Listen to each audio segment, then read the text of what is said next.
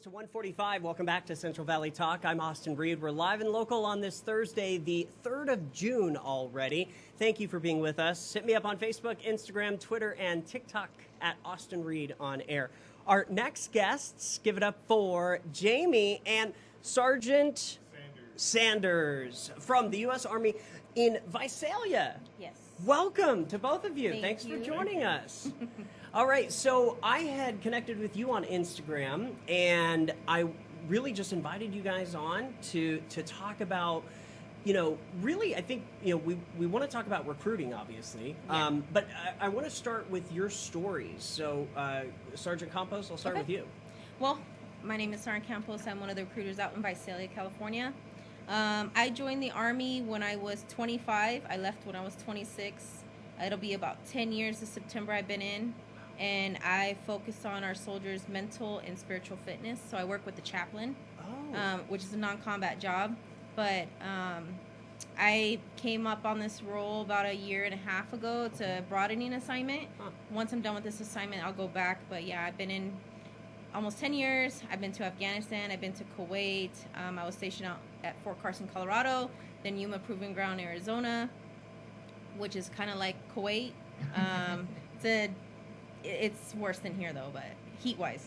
Right. Yeah, But, like 110, 111, huh? Yes. Oh, I think gosh. 1 year we almost got to 125. Holy moly. Yeah. That is mind-blowing. I'm in the studio here today. It's like maybe, 77 in here, and I'm already sweating. I can't even, 125. That's crazy. Sergeant Sanders, what about your story? Well, my name is Staff Sergeant Sanders. I've been in the Army approximately 11 years. I'm originally from Philadelphia, Pennsylvania. Joined a little late. I know most people join around 18, 19. I think I turned 27 in basic training. Interesting. I've deployed to Kuwait. I've deployed to Afghanistan. I've also been stationed at Fort Carson, Colorado as well. Fort Stewart, Georgia. Place to be. Fort Riley, Kansas. And then now I'm here in Visalia on recruiting duty for the next year or so. What do you think of it out here? I love it, actually. Cool. I've never lived on the West Coast. I've always been East Coast. I said, grew up in Philadelphia. Did 4 years in Georgia. So I was like, all right, I want to go somewhere else that's kind of outside of my comfort zone. Yeah. So came over to the West Coast. I love it here. I don't think I ever want to leave. Awesome. Well, that's But then good. he sees the gas prices and he's like, man, I want to get out of here. Yeah, gosh, I was driving by a station the other day. It was like 411. Yeah. It was 425 as we were driving up. It's Oh, crazy. My goodness, that's crazy.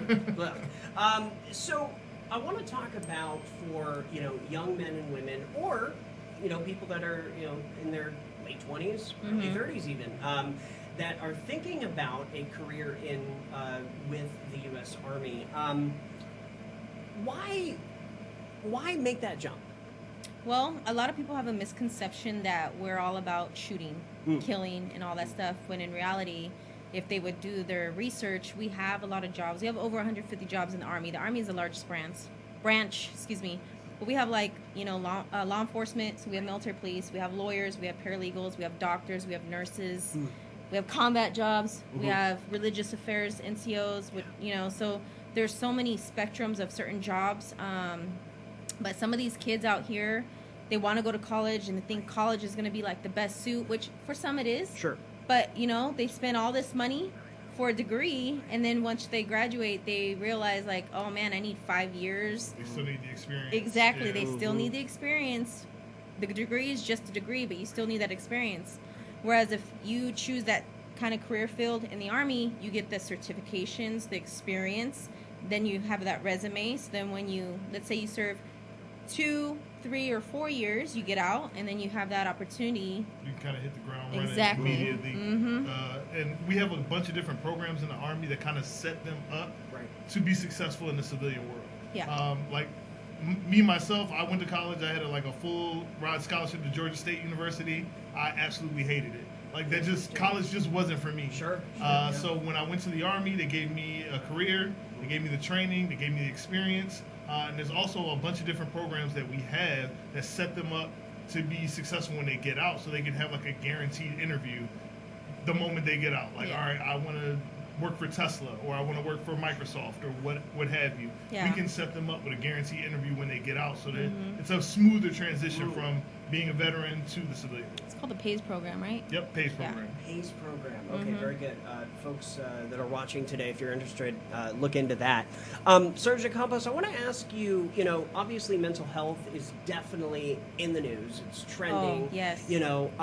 So for you working in this field and with our, military men and women, to make sure they're taking care of themselves in that avenue, what's that been like for you? So for my job, because so if I'm in my job as a 56 Mike, which is a religious affairs NCO, not the 79 Romeo, which is a recruiter, but in mine, my job is 100% complete confidentiality. So sometimes I go home with these burdens of other individuals who come and confided in me, but I have to stress to myself that this is not my burden to carry, that I'm just listening to somebody else who may need that, door that needs to be open because they may not have that opportunity at home to talk to somebody. A lot of people have the stigma of like, oh, if I go to behavioral health, I'm going to get deemed as somebody who has a mental health issue, and that's not the case. We have to make sure that these individuals are sound and safe, not physically, but mentally. Right. The Army has changed greatly over like the last maybe 10 to 20 years. Okay. Where like probably like 30 years ago, like guys and gals would deploy. They would see some things. They maybe get upset mentally, emotionally. You don't talk about it. Exactly, and then they would have nowhere to go. The Army has understood their like missteps and misgivings in that, and they say, all right, we need to give our soldiers as much mental health support the same as we give them health support. Like if they lose a limb or if they get shot or something like that, we'd have to give them the same aid mentally as we did physically, because you can get shot mentally, you can lose a leg mentally. Sure. Very, very well said. Yeah, and I think that is a great point, because there are misconceptions out there, right? Sure. You go and confide in somebody and they open their mouth, and that's the biggest problem, is that somebody's afraid that they're going to go talk to somebody and that person's going to go talk about it. But that's why I always have to stress that I'm 100% confidentiality. Yeah. Just kind of like when somebody goes and talks to their pastor or their Catholic priest out here in a normal civilian side, we're the exact same.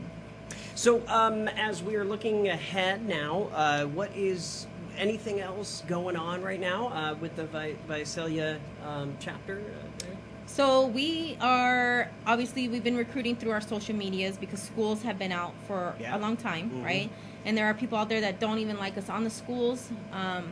Unfortunately, it's just, we're not out there poaching. We're just out there giving information. These students can go home, get the information, give it to their parents. Sometimes we have parents bringing students in. So it's not that we're out there like trying to poach people at such a young age, but we're trying to give these students another access, another avenue to something. Some of these kids can't pay for college. So we have tuition assistance, $4,000 a year. Interesting. We have the GI Bill, the Montgomery GI Bill.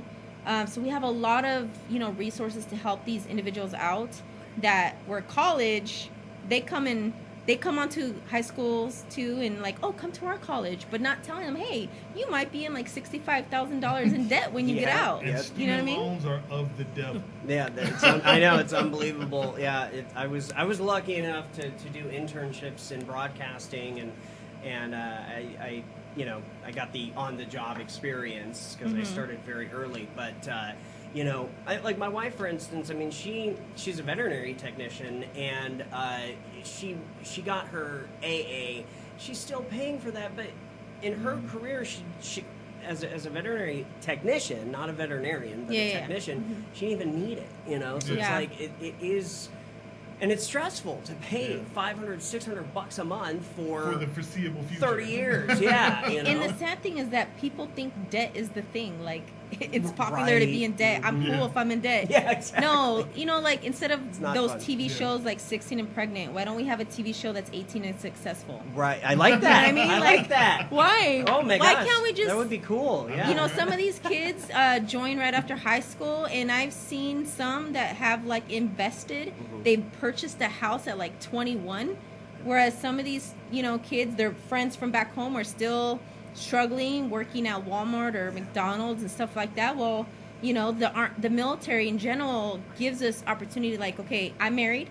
The Army pays for my rent. They pay for my groceries. They pay for my health care. They pay for my wife's health care. Wow. So I don't have to pay rent.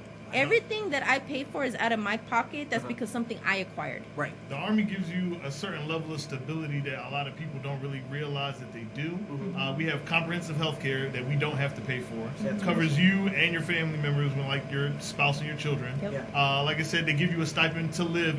You never have to worry about where you're going to put your head at night. Right. They give you a stipend for food, so you don't have to worry about what you're going to eat. So basically, what other money do you have left?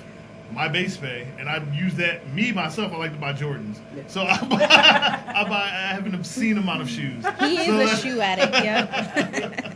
we next time you come on, you got to show us your closet, okay? Oh, absolutely, 100%. That's funny. We've got about a minute left. Anything else that I missed? Anything else you guys wanted to talk about today? You know, if you've been thinking about the military, just come by and get some information. It's not saying no like, obligation. yeah. It's not like you're coming in and you're immediately swearing in. Yeah, no. You're just getting the information so you can better make an informed decision about what you want to do with your future. You should always have a toolbox. So whatever information you get, always put that in your toolbox so that you know that you have that for later. And especially for people in Tulare County, you know, you guys are there, you're in Visalia.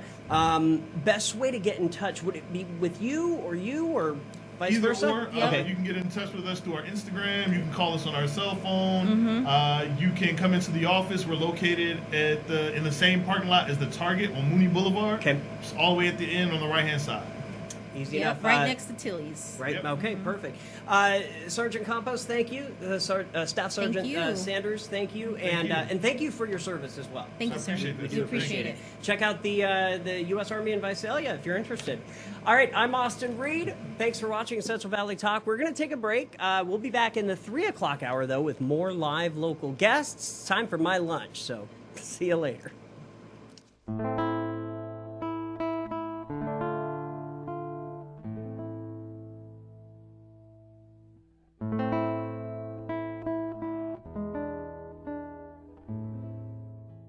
CentralValleyTalk.com